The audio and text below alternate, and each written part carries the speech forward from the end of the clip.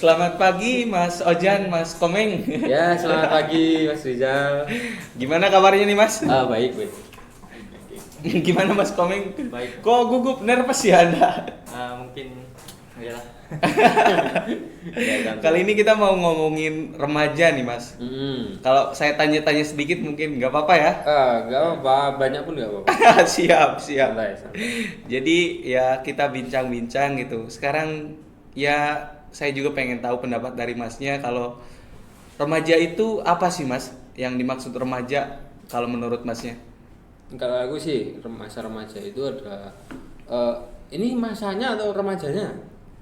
Ya masa momen-momen remaja lah. Jadi Masa remaja itu adalah kalau menurutku masa peralihan lah. Dari kan dulunya anak-anak itu ke masa dewasa. Jadi masa remaja itu berada di tengah-tengah gitu loh. Jadi dibilang dewasa belum, dibilang anak-anak udah enggak begitu. Jadi proses peralihan ya? Ya berarti proses peralihan kalau dari Mas Fauzan. Kalau dari Mas Komeng gimana Mas Komeng? Seperti yang dikatakan Pak Ujan tadi, nggak terlalu anak-anak, nggak terlalu dewasa juga, dan remaja itu rasa ingin tahunya tuh tinggi. Jadi dia tuh ingin melakukan sesuatu yang sebelumnya dia tuh nggak tahu. Gitu. Iya, itu terkait biasanya tindakan coba-coba ya remaja itu identiknya itu.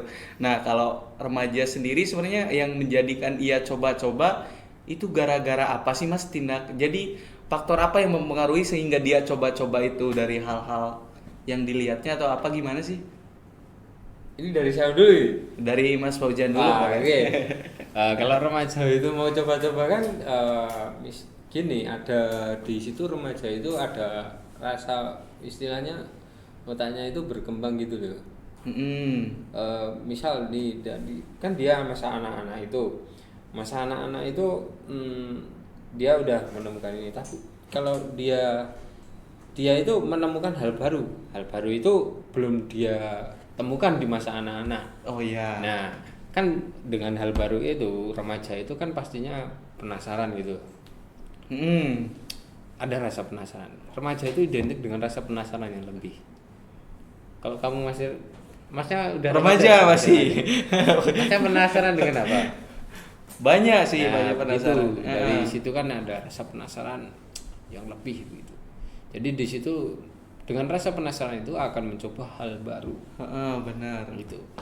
Dari saya begitu mengenai remaja rasa mencoba hal baru itu. Mencoba hal baru itu karena rasa penasarannya itu yang mendorongnya itu ya Mas. Yes. Nah kalau dari Mas Komeng gimana itu? Dari Pak Ujan yang tadi dikatakan bahwa remaja itu coba-coba. Nah, remaja itu setelah mencoba dia pasti akan mengidentifikasi apa yang dilakukan dia dan apa fungsinya seperti itu. Nah, karena yang coba-coba ini kan apa ya, kayak random aja gitu. Ada yang malah jadi kasusnya itu yang coba-coba, kalau dari sudut pandang saya itu kurang baik gitu. Saya mau coba mengangkat kasus nih Mas. Yeah. Yang coba-coba Keren nih. pernah viral gitu yang terkait gerakan sholat ada yang diubah itu. Karena kalau isunya itu karena pengaruh dari game Free Fire kalau nggak salah Mas. Nah itu tanggapan Masnya gimana gitu dengan remaja yang demikian? Game Mobile Legends aja. Ya. Iya, soalnya yang viral itu loh Mas. Gimana itu Mas? Saya garis bawah ya itu bukan diubah sih, tapi itu diselewengkan gitu. Maksudnya diselewengkan di sini dia itu demi dirinya viral itu melakukan apa yang seharusnya yang tidak biasa dilakukan. Nah, yang di sini kan yang viral itu gaya freestyle ya. Iya, gaya freestyle itu di momen sholat. Sujud, tapi bukan gerakan sujud.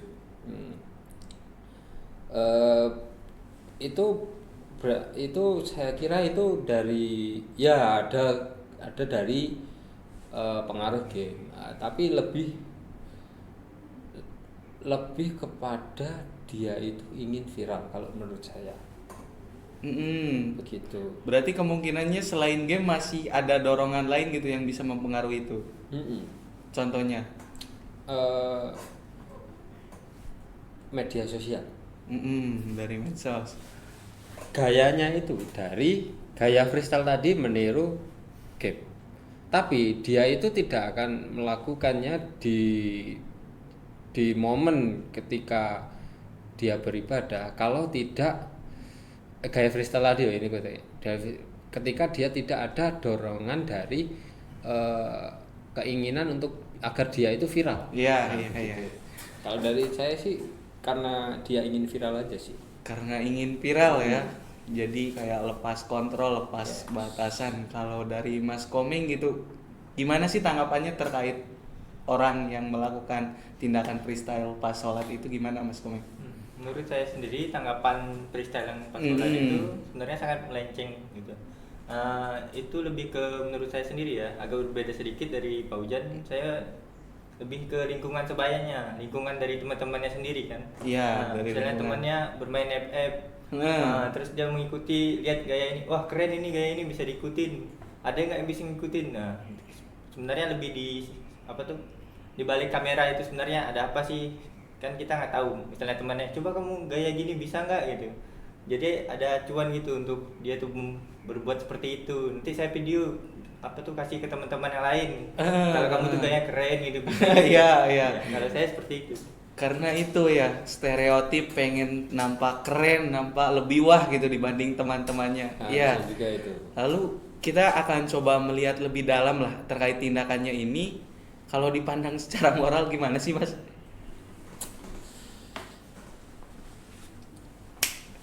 Kalau dipandang secara moral, saya kira moral itu kan perbuatan baik ya. Yang dilakukan kalau menurut saya sih ya bertentangan sih, mungkin dari segi apanya ya, segi anunya sih lebih ke, tapi kalau dari anu itu saya kira tidak bertentangan. Ya maksudnya gini loh, yang terpenting itu kan ini remaja atau anak-anak tadi yang freestyle. Ini remaja sih konteksnya Mas, karena Oh, usianya udah 12 tahun kalau nggak salah. Ya, remaja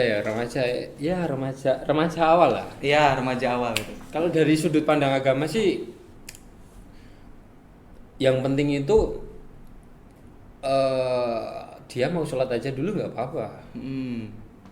Itu lebih baik dia mau sholat dan dia masih istilahnya menggunakan gaya-gaya seperti itu, karena kan dia itu pemikirannya belum matang gitu ya.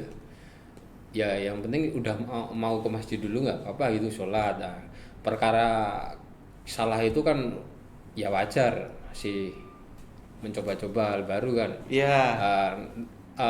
Seiring berjalannya waktu pasti dia akan sadar sendiri, dan tentunya dengan sadar itu harus ada dorongan dari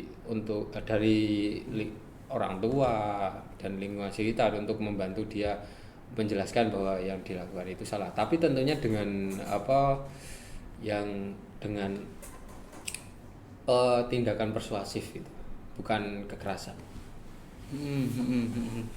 Paham saya dari yang disampaikan Mas Paujan. Kalau menurut Mas Komeng gimana Mas? Tanya gimana tadi? Iya, yang tadi itu terkait bagaimana dipandang secara moral dari kasus yang sholat freestyle tadi gara-gara pengaruh game Free Fire itu. Ya, saya kurang lebih sama dengan Pak Ujan. Kalau moral dia apa sih proses coba-coba. Ya, jadi dia melakukan hal seperti itu ya karena rasa ingin tahu tadi. Kemudian sebenarnya siapa sih yang harusnya bertanggung jawab karena tindakan anak ini? Ya kita setuju kurang baik nggak sih atas tindakan itu? Ya, saya setuju. Gimana Mas? Setuju kurang baik sih setuju ya. Tapi balik lagi dia kan masih anak. Nah, iya. Yang terpenting dulu itu kan ya istilahnya belajar. Dia itu bisa jadi, misal kita kasih tahu dia kayak gini itu salah. Ya nggak apa-apa sih. Ya aku setuju itu kurang baik. Tapi dari segi yang melakukan kan masih dibilang pemikirannya belum seluas belum terlalu mendalam. Dia ke masjid itu mungkin sholat itu tentunya masih pemikirannya bertemu teman-teman, kumpul teman-teman, dan belum ada pemikiran aku harus sholat yang kusyuk gitu kan untuk pahalanya supaya belum ada sampai ke situ. Dia itu lebih ke masjid itu kalau seusia segitu itu lebih wah banyak temen nih asik ya gitu. Dorongan ya itu Mas. Tapi dari segi kalau dilihat dari segi sih memang salah. Dari segi rukun sholatnya pun juga udah salah itu. Nggak ada gerakan seperti itu. Begitu. Oke, sebelum ke penutup mungkin jadi itu tuh sebenarnya yang dominan faktor apa saja yang mempengaruhi sehingga jadi anak itu tuh melakukan tindakan yang ya dipandang kurang baik tadi kan. Jadi yang dominan gitu berperan. Tadi saya tanya juga yang lebih bertanggung jawab ini siapa atas kesalahan yang terjadi ini? Ini dari Mas Koen. Ya, dari saya buka pengalaman sendiri ya. Pengalaman dikit-dikit. Menarik ini biasanya kalau pengalaman biasanya lebih relate sih. Teman-teman saya tuh di Kalimantan itu ya. Rata-rata tuh muslim. Dan di sekolah tuh hanya aku sendiri yang Hindu kan. Yeah. Jadi pernah aku diajak sholat, ya teman bilang ayo Mang, ayo udah nggak apa-apa ya. Saya benar-benar ikut kan. Iya, ikut sholat kamu. Ikut sholat, pinjamin sarung, pinjamin kopiah. Iya. Bahkan di rumah saya tuh dulu ada sarung sama kopiah kan. Iya. Dan orang tua tuh saya tuh kayak biasa aja gitu, tidak pedulikan gitu. Nggak mempermasalahkan itu. Nggak mempermasalahkan. Akhirnya saya sholat kan. Wah ternyata gini ya jadi orang muslim gitu. Nah, mungkin bisa dilihat dari tadi yang dikatakan ya. Menurut saya itu dorongan dari lingkungan sebaya sendiri dan orang tuanya juga tuh harusnya memperhatikan. Saya kan tidak menyalahkan orang tua saya, tapi menyalahkan saya sendiri kenapa mudah banget masuk ke dalam circle orang-orang yang sering mengajak itu ayo gitu. Padahal sebenarnya itu kan dia tahu sendiri agama saya kan berbeda, harusnya nggak baik gitu. Ya kalau sholat yang freestyle itu kan mungkin teman-temannya mungkin tahu itu tuh tidak baik, tapi dia ingin mencari pujian dari teman-temannya. Itu. Jadi yang berperan pentingnya itu kalau dari Mas Komeng itu dari lingkungan sebaya, kemudian peran keluarga juga seharusnya ambil di situ kan. Ya. Kalau Mas Paujan gimana Mas? Kalau aku sih ya teman-teman sebaya dan kalau aku dari media sosial juga sih. Free Fire itu lagi boomingnya gerakan seperti ini. Nah di media sosial kan banyak cuplikan-cuplikan permainan game itu ya. Nah itu mungkin dari situ viral ini kayak gini. Kita buatnya yang kehidupan nyata aja. Gitu. Nah itu kalau misalnya yang bertanggung jawab atas tindakan itu, saya kira lebih kepada orang tuanya, orang tua dari anak-anak itu. Nah, karena mengapa demikian? Yang remaja yang tadi yang melakukan freestyle tadi itu belum bisa bertanggung jawab atas dirinya sendiri karena dia masih remaja. Dengan begitu kan yang pastinya bertanggung jawab itu orang tuanya. Nah yang paling seharusnya orang tua itu dengan segala pertimbangan dia memberikan fasilitas handphone ya, bermain Free Fire di handphone kan. Di handphone itu. Dengan segala pertimbangan harus memperhatikan sisi negatifnya juga dari dia memberikan handphone. Nah dari situ orang tua itu seharusnya sudah bisa memperkirakan, kalau sini anakku pasti akan dari HP itu ada dampak negatif. Aku harus mengatasinya. Nah di HP sekarang kan ada fitur pengkontrol orang tua ya. Nah mungkin dari situ bisa di setting. Nah begitu. Oke, menarik sekali pembahasan kali ini terkait remaja yang terpengaruh oleh game Free Fire tadi. Jadi sebelum sesi ini ditutup, saya akan mengajak kita juga masih selaku remaja, kemudian teman-teman semuanya agar bisa merefleksikan gitu nilai-nilai yang diambil. Jadi di sini tuh utamanya kita ingin belajar bagaimana kita agar tidak terpengaruh hingga ke tindakan yang kurang baik tersebut. Nah, sekarang dari Mas Paujan dulu mungkin agar terhindar gitu dari tindakan yang kurang baik itu, apa sebenarnya yang harus kita lakukan? Gimana Mas Paujan? Oke. Baik. kalau untuk terhindar dari yang kurang baik tadi seperti yang ada freestyle, Contoh kasus yang tadi. kita perlu adanya kontrol diri. Ini bicara dari cara yang untuk dalam diri sendiri dulu ya. Perlu adanya kontrol diri atau regulasi diri. Nah dari situ kan kita bisa, oh aku ngegame itu batasnya segini. Terus dari jam segini terus kalau udah jam segini kita nggak boleh tuh main HP lagi gitu. Terus untuk kegiatan selanjutnya nggak mungkin kan kita seharian main game, itu bisa jadi sosialisasi kita kurang. Nah mungkin dari game jam segini terus jam selanjutnya itu kita bisa untuk melakukan hal-hal lain seperti membantu orang tua, begitu. Dan dengan kesibukan selain game tadi kita bisa hal-hal positif, hal-hal negatif dari game itu bisa kita minimalisir lah isinya. Begitu. Oke, Mas Fauzan berarti lebih ke kontrol dirinya sendiri. Kemudian dari Mas Komeng, gimana Mas Komeng? Saya sedikit bertentangan Mantap. dari pernyataan Pak Ujan tadi. Soalnya kontrol diri, soalnya kan remaja, dia pasti proses coba kan. Iya. Realita aja ya, dalam keluarga ya. Baik, dengerin dulu Mas Fauzan, jangan dulu realita risih. realita dalam keluarga aja itu kan masih remaja, dia pasti ngikutin kata orang tuanya. Terkadang anak itu membantah juga kan, kayak tidak terima dibilang orang tuanya ini belajar, pasti dia nggak mau kan. Baru datang sekolah langsung main HP, main game, biasanya realitanya seperti itu. Iya, itu Ditegur orang kebenaran tua, yang terjadi ya iya. di lapangan. Ditegur orang tua, dia nggak mau. Ya seperti itulah, bukan salah orang tua sih sebenarnya. Dia tuh kayak nggak mau ditegur gitu, jadi nggak bisa kontrol. Jadi dia tuh kayak kecanduan istilahnya ke dalam game. Udah kecanduan? Ya, kecanduan dalam game. Dan juga biasanya orang tua itu saking gimana ya, bukan atau gimana, dia tuh anaknya tuh orang tua itu nggak mau salah maaf, anaknya itu nggak mau dengar orang tuanya, sehingga orang tua tuh melepaskan anaknya lebih ke dididik di sekolah aja. Jadi di rumah tuh nggak dididik karena dia tuh nggak mau dengar orang tuanya. Jadi anak itu kayak leluasa gitu ya, biar masuk orang tua tuh biar dia sadar sendiri gitu. Tapi kan remaja harus dapat bimbingan dari orang tua itu sendiri. Iya. Yes. Aku sebenarnya sepakat sama Mas Komeng, kontrol diri itu agak sulit sih untuk tahap remaja awal. Iya. Jadi kalau untuk titik kuncinya nih Mas Komeng, jadi supaya remaja tersebut agar terhindar dari tindakan negatif semacam itu, jadi yang harus dilakukan oleh remaja tersebut itu apa sebenarnya? Kalau kontrol diri emang masih kurang, saya setuju. Kali aja mungkin ada inspirasi lain untuk jawaban itu. Sholat. Maaf Mas, dia Hindu Mas. Jadi gimana Mas? Untuk remaja itu sendiri.